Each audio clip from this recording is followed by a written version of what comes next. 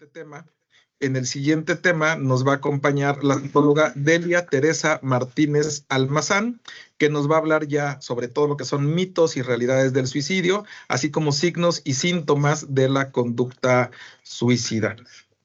Voy a leerles un poquito parte de la ficha que tenemos de la psicóloga.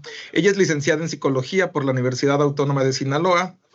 Tiene una maestría en educación de campo, intervención pedagógica y aprendizaje escolar de la Universidad Pedagógica del Estado de Sinaloa.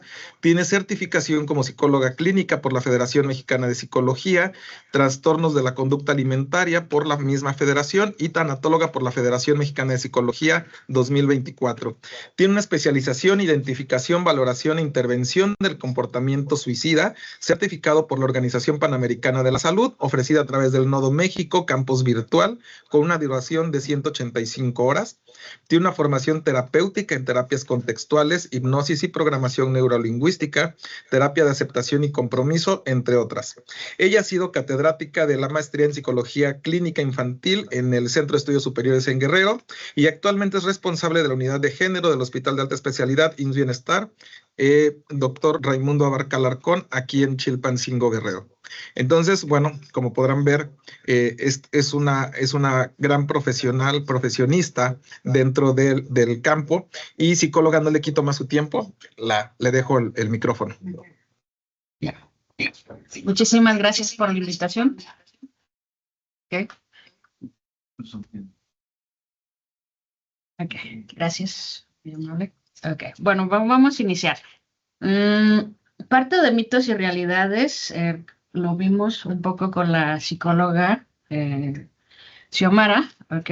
Y entonces vamos a empezar con esta cuestión y esta dinámica de presentación y vamos a ver las señales y advertencias del suicidio, que tienen que ver esta parte con los signos y síntomas, ¿sí? En esto, ¿ok? Una de las cosas importantes de las cuales quiero aclarar, ¿ok? El comportamiento suicida no se considera como un trastorno mental, ¿sí? ¿Y quién nos lo dice? Nos lo dice el DSM-5R, el revisado, el reestructurado, ¿sí? Y nos lo vamos a encontrar hasta en la página 822 y nos va a decir que son otras condiciones que pueden ser un foco de atención clínica, ¿sí?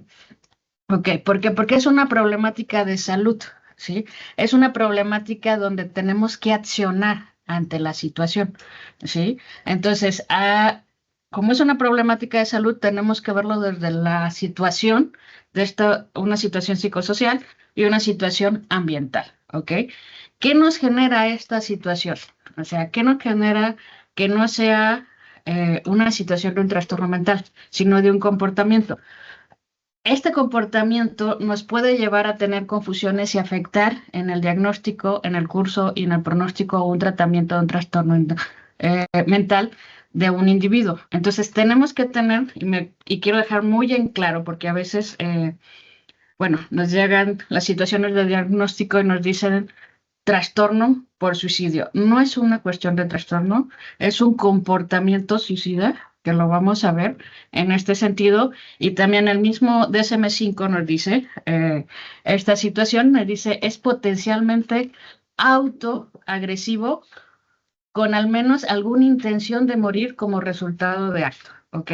Es auto porque yo, en parte, estoy tomando la decisión, es una decisión muy individualizada, ¿sí? Por eso se tiene que atender desde esta individualidad del pensamiento, situación emocional y la situación conductual del paciente. Entonces, también la OMS nos dice que es un acto deliberado de quitarse la cuestión de la vida. Aquí hay una intencionalidad, ¿ok? La intención, en la OMS nos dice una intención letal, ¿sí? Sobre esta situación de llevarlo a cabo, es una situación de acto, ¿ok? Bueno, hay cosas que tenemos que tomar en cuenta y considerar, que también nos marca dentro del DSM-5, ¿ok? Tenemos que tener en cuenta la situación, ¿ok?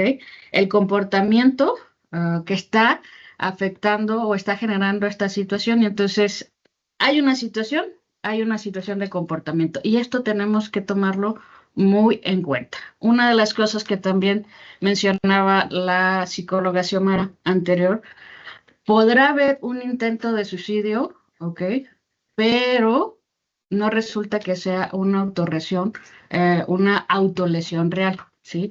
Hay que tener en cuenta este tipo de consideraciones al momento de estar con el paciente, de tener este contacto, el primer contacto con el paciente. Entonces yo tengo que tomar estas consideraciones para poder realizar adecuadamente un accionar ante esta situación. Ok. Otra de las cosas y que esta parte de consideración sigue siendo una parte muy controversial, ok, y podremos decir que lo más actualizado que nos maneja el DSM-5, y si el individuo es disuadido por otra persona o cambia de opinión antes de iniciar el comportamiento, esta categoría no se aplica. Por eso en la cuestión, cuando yo estoy entrevistando, cuando yo estoy buscando la información, tengo que saber cómo fue la situación y cómo se generó esta situación. ¿Ok? Entonces, ¿por qué manejo la controversial? Porque cualquier acto que dice autolesión, podremos la cuestión de suicidio.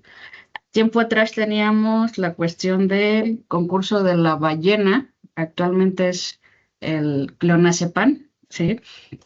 En la cuestión de redes, y al último te pedía la cuestión de autolesionarte, bueno, de hacerte daño, ¿ok?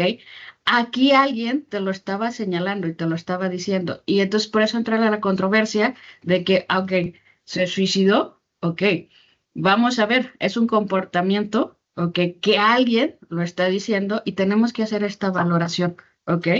Ahora pues está el juego muy famoso, que también es esto de tomar clonazepam, ¿sí? Y entonces, pero alguien es parte de alguien que te lo está diciendo. Y entonces hay que también esta cuestión de ir valorando, ¿sí?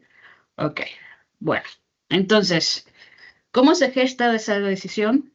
¿Qué observamos en su comportamiento? ¿Es un acto impulsivo o se planea? ¿Ok? Estos siempre han sido la cuestión de los interrogantes, y me regreso a lo que dije en un principio, es una situación, es una decisión muy individual, y como una situación muy individual tenemos que atender desde esta perspectiva, ¿ok? Y entonces, ¿qué podemos tomar en cuenta para estas señales de alerta? Que el paciente tenga ideas suicidas o haya esta planeación lo esté planeando el cómo realizarlo, ¿ok? Lo primero, hay que escuchar el discurso es muy importante, el comportamiento es muy importante en la cuestión del paciente. Hablar y escribir sobre el suicidio, ¿sí? Es algo que tenemos en la cuestión, preguntar al paciente, o a veces indagar con la familia, o los cuidadores más cercanos con la paciente, ¿ok? El incremento y el consumo de alcohol u otras sustancias. En un principio les decía esta cuestión de que no es un trastorno, pero este comportamiento suicida va a estar ligado a otros trastornos, como el trastorno depresivo, como el trastorno del límite de la personalidad, como el trastorno de la conducta alimentaria, ¿sí? El trastorno por consumo de alcohol, ¿ok? O alguna otra sustancia, ¿sí? Entonces, siempre va a estar ligado y tenemos que ir explorándolo, ¿ok?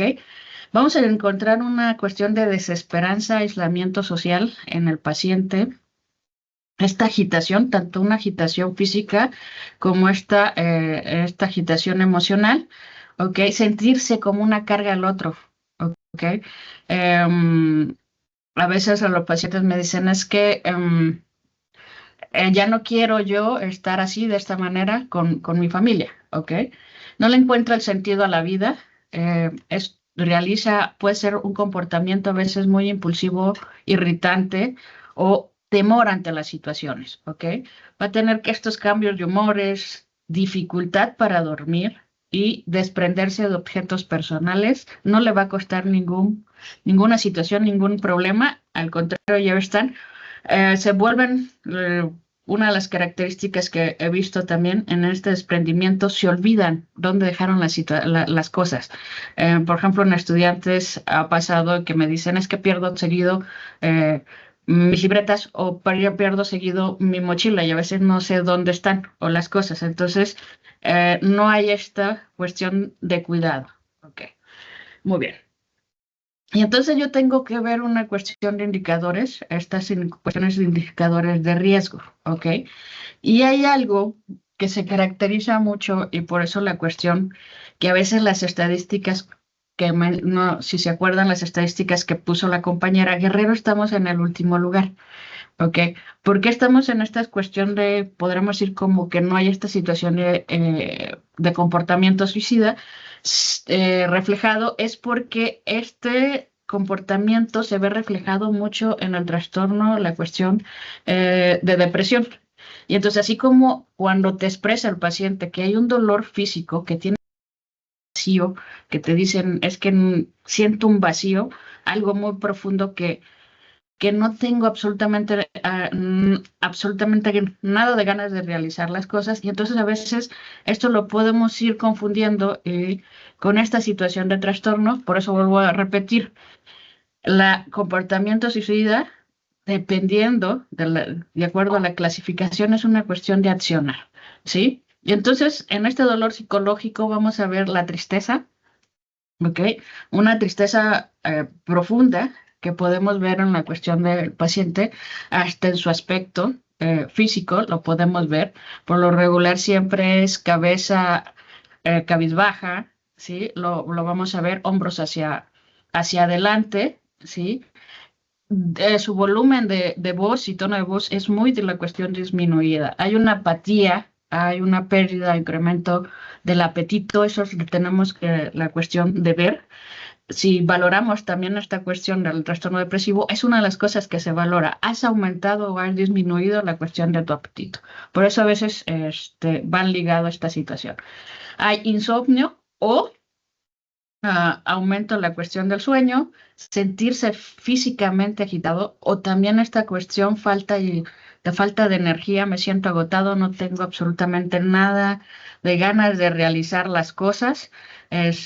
Prefiero, o sea, si yo tengo algo que hacer, me cuesta trabajo levantarme, hasta la cuestión de ducharme, y entonces hay esta falta cuestión de energía. Hay mucho este sentimiento de no validación, ¿ok? Hay culpa, hay esta situación de pensamiento, de odio a sí mismo, hay mucho enojo, hay vergüenza sobre este enojo y esta desesperanza, falta de capacitación, perdón, de capacidad para concentrarse y tomar decisiones, ¿sí? Y ellos hablan de esta cuestión, es algo que ya no quiero, a veces, por eso es la cuestión del actuar, o sea, la acción de hacer este comportamiento, ellos dicen, es un dolor psicológico insoportable que quiero apagarlo, ¿ok? Que quiero determinarlo, que ya no quiero estar. Por eso es la cuestión de que se tiene esta conducta y no encuentra cómo disminuirlo y tener pensamiento suicida. Eso es uno de los indicadores, podríamos ver en la cuestión general, ¿sí? Que tiene que ver con la cuestión psicológica.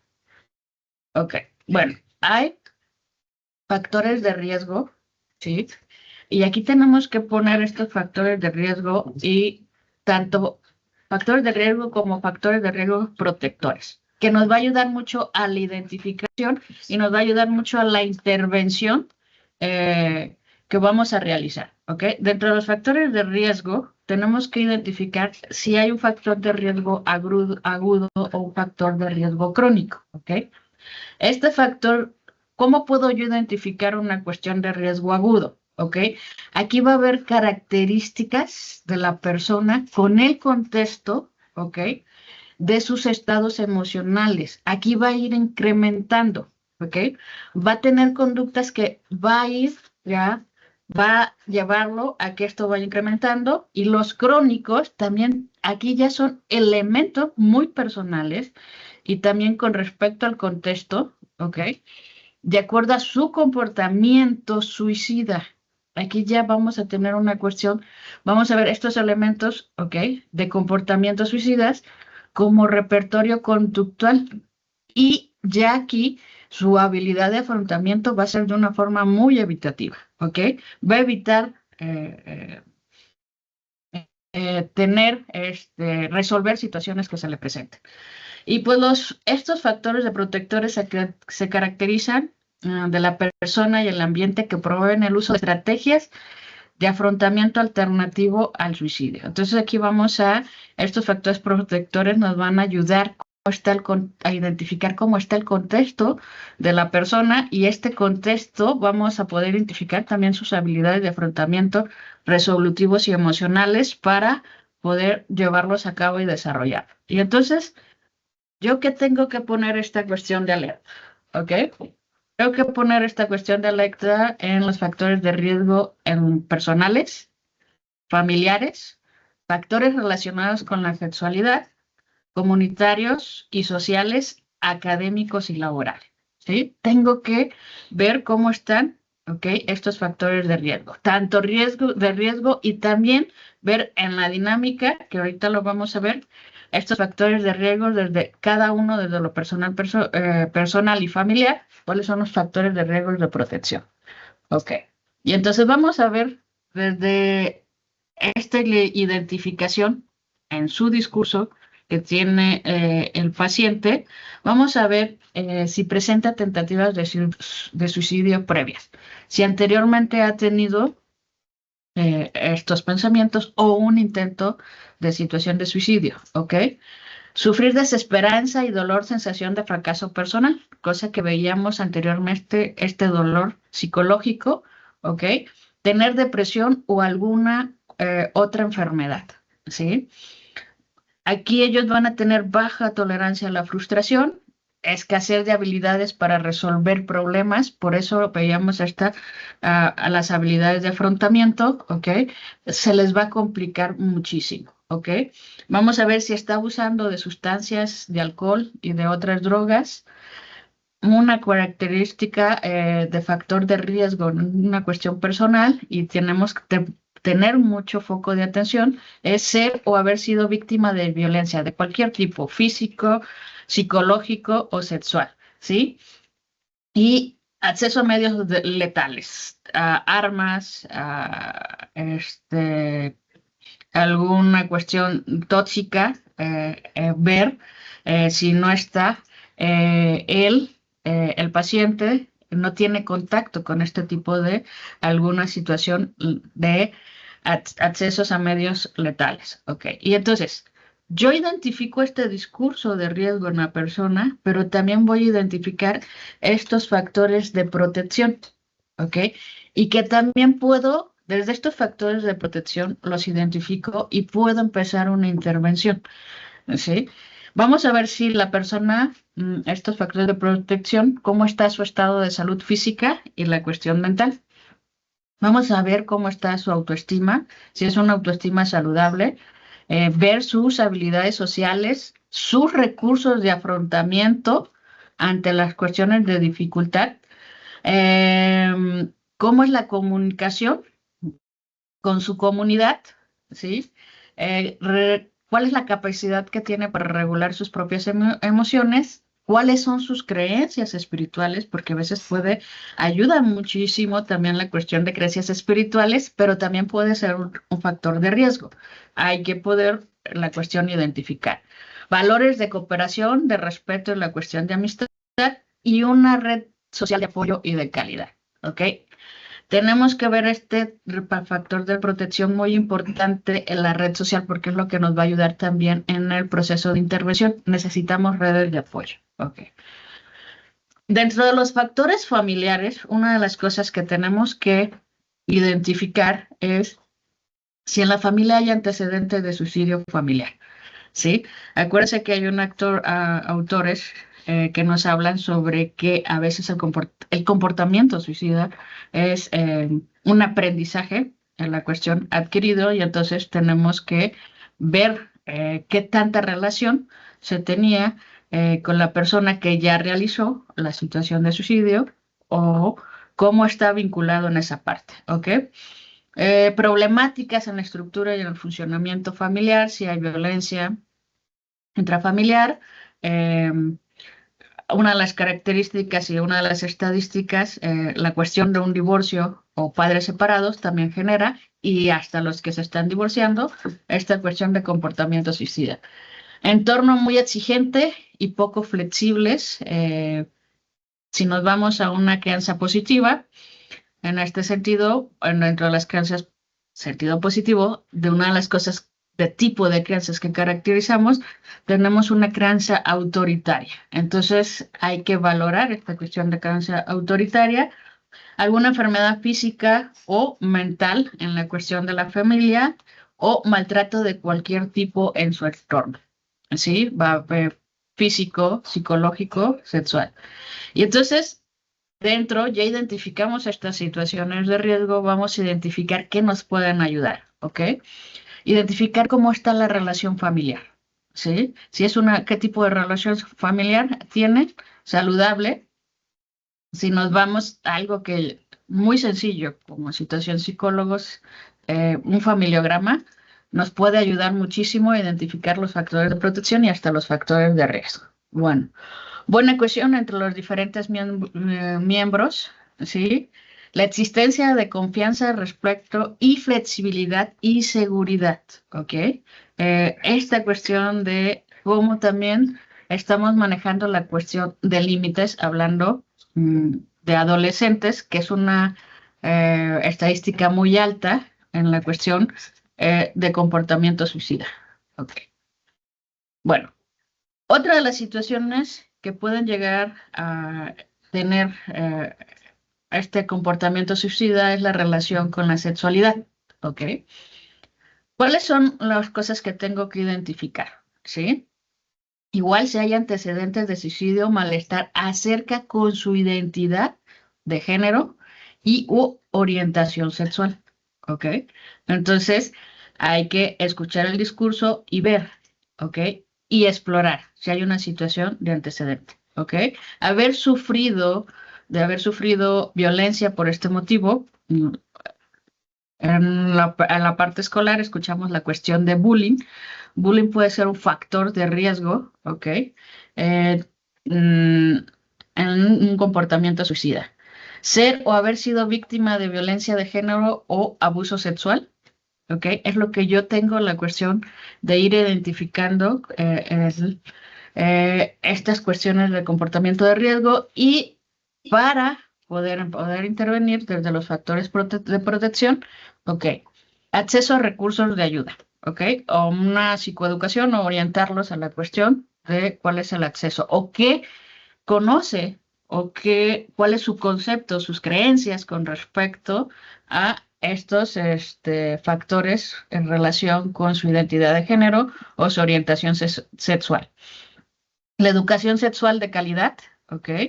Y desenvolverse en un ambiente respetuoso con la identidad u orientación sexual, ¿ok? Tenemos que identificar estas situaciones de protección y estas situaciones de riesgo. Ok. Y entonces vamos a ver desde los factores comunitarios y sociales esta cuestión de identificación de riesgo, ¿ok? Vamos a ver, ok, acontecimientos vitales dolorosos, pérdidas de un ser querido, ruptura de parejas, o sea, una cuestión de duelo. Y si hablamos de un duelo complicado, que nos marca la cuestión del DSM-5, este duelo complicado, ok, ahí tenemos a veces comportamientos suicidas y tenemos en un sentido escuchar el discurso e ir a explorar, ok. Desempleo, fracaso escolar.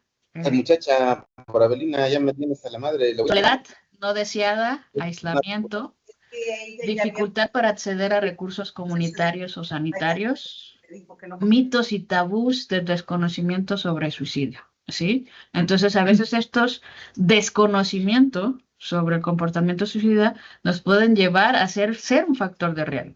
Y entonces, ¿qué puedo yo ir identificando también en la protección?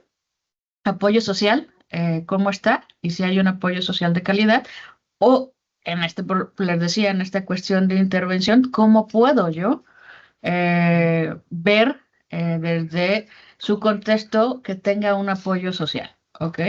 Acceso a los recursos de ayuda eficaz, fomentar la conciencia social y la información veraz sobre esta problemática.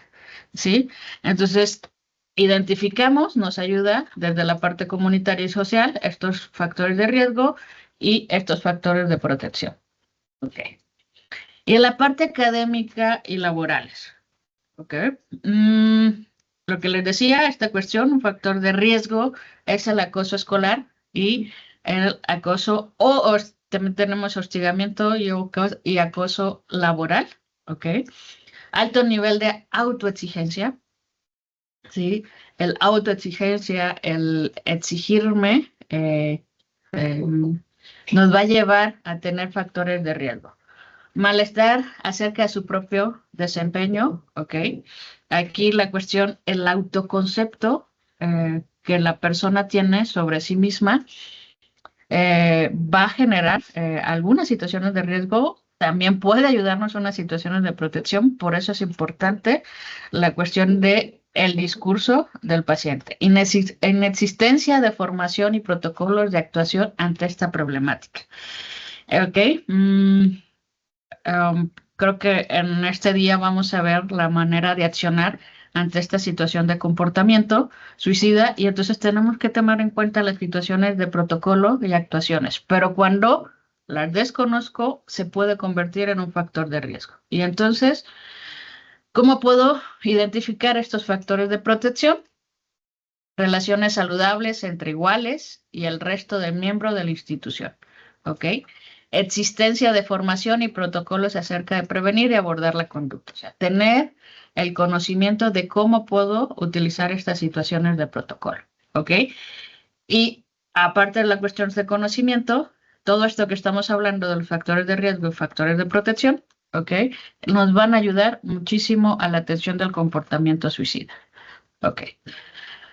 Pues para terminar en esta situación, y me tomo la libertad, me gustó muchísimo Ica, ¿sí? Dale color a tu vida, es un mensajero, este mensajero que simboliza la luz, ¿ok? Interior y la resiliencia, recordando que siempre hay una chispa de esperanza, y el morral, si lo vemos en la cuestión, el morral, véanlo como parte de un riesgo, un factor protector, símbolo de apoyo y un cuidado de resguardar mensajes vitales y esperanzadores. Buscamos en ese morral para la cuestión de la intervención, así como los riesgos, pero en este morral con ICA busquemos la cuestión de los factores de protección, ¿sí? Y entonces me gustó mucho la cuestión, es muy colorido y tiene que ver con esta cosmovisión prehispánica, ¿sí?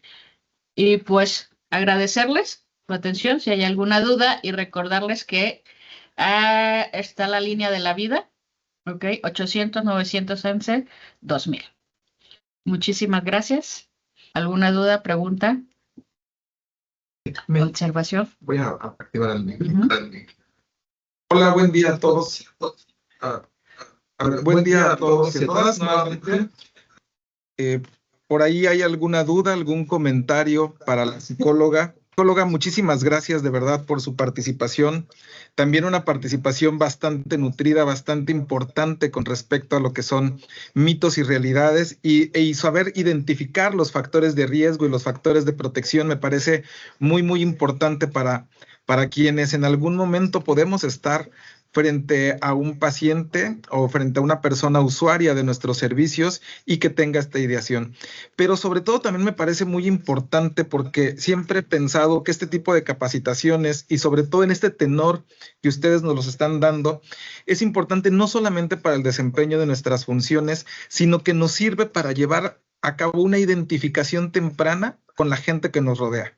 Y ojalá podamos difundir este mensaje, de verdad, compañeros, les invito a que estos signos de alarma, estos síntomas, estos factores de protección, estos factores de riesgo que se tienen, sean llevados a nuestros hogares, sean llevados con las personas que nos rodean para poder para poder pues identificar y salvar vidas. Todo lo que hagamos, no solamente en el desempeño de nuestras funciones, sino aquel mensaje que difundamos puede salvar vidas. Muchísimas gracias, psicóloga. También, por supuesto, tenemos aquí para usted, psicóloga, me voy a permitir también compartir su reconocimiento, su constancia, que por supuesto le haremos llegar de manera física. Es en la presente constancia a la psicóloga Delia Teresa Martínez Almazán por su participación componente en el curso Abordaje Terapéutico de la Conducta Suicida en primer nivel de atención. Y antes de pasar al evento inaugural, no quisiera dejar de leer la ficha bibliográfica, curricular de la psicóloga Xiomara, que hace ratito no leí por un error y que me disculpé públicamente con ella. Ella es licenciada en Psicología por la Universidad Autónoma de Guerrero, licenciada en Sociología de Comunicación y Educación por la Universidad Autónoma de Guerrero, tiene curso de intervención en prevención de adicciones por el Instituto Nacional de Psiquiatría José Ramón de la Fuente, tiene curso de terapia integral de pareja en contextuales por Contacto, tiene una certificación en tanatología por la Federación Mexicana de Psicología y tiene estudios de género, derechos humanos de las mujeres, derechos sexuales y reproductivos de la norma 046. En 2023 fue coordinadora de CEPAVI en el Hospital General Raimundo Abarca Alarcón, desde el 2023, y es enlace de la unidad de género en esta misma institución. De verdad, psicólogas, muchísimas gracias por su participación. Muchísimas gracias por acompañarnos, mi reconocimiento y mi agradecimiento. Vamos a dar aquí lectura a alguna de las preguntas que hay por acá, antes de que se conecte el psicólogo Zambrano. Por aquí, a ver, ¿es correcto? A ver, por aquí, psicólogas, si nos pueden apoyar, hay algunas preguntas que están llegando. ¿Es correcto? No sé si se quieren acercar para acá para responder. Nos preguntan, la primera pregunta, los primeros comentarios es felicitarlas a ambas, de verdad, y comentarles que viendo muchísimo sus presentaciones en los chats y en el WhatsApp privado nos están pidiendo sus presentaciones. Entonces, pues bueno, compañeros y compañeras, aquí vamos a ver si nos hacen favor de compartirnos sus presentaciones. Hay dos preguntas o tres preguntas que están siendo muy recurrentes. Nos dicen, ¿es correcto que nos basemos en el DSM-5? Sabía que iba a ser la controversia en la cuestión. Porque quise poner la situación del... Si nos vamos al DSM-5 en la 822, o sea, nos hablan 3 códigos. Se me fue, pero es un código T con iniciales T. Son 2 códigos y creo que el otro es el de Z, que es comportamiento suicida. Nosotros en la hoja 10 tenemos el CIE 10, por eso dije que la cuestión. Pero que era importante que conocieran desde la actualidad la parte, sí. Y entonces, de acuerdo a que los marque el CIE 10, porque es la hoja diaria lo que nos dice, es de acuerdo a lo que nosotros encontremos. Más adelante, ustedes, creo el psicólogo Zambrano, va a hablar sobre esta situación de protocolo y cómo lo puedo yo escribir y sustentar en mi diagnóstico. ¿Sí? Sabía que era una de las preguntas que no me iban a hacer, pero para mí era muy importante que ustedes conocieran lo que más actual está en la situación de comportamiento suicida. Puedo ponerlo en mi nota psicológica en la cuestión, en el expediente, es válido poner esos códigos, la verdad se me pasó ponérselos, pero nos vamos a bajar bajo el CIE 10, como nos los marca actualmente, como lo maneja nuestra hoja diaria.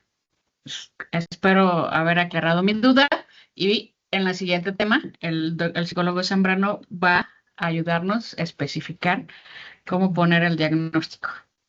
Perfecto. Xiomara, ¿algo que quiera usted comentar al respecto también sobre esto? ¿No? ¿No? Perfecto. A ver, nuevamente, por aquí me estaban haciendo llegar dudas, Me estaban diciendo que sí iba a haber espacio para dudas nuevamente. Ya le estamos dando el espacio, así es que muchachos, pues, psicólogos, psicólogas, es el momento, por favor. No, parece ser que les da por aquí pánico escénico, creo los compañeros me están preguntando.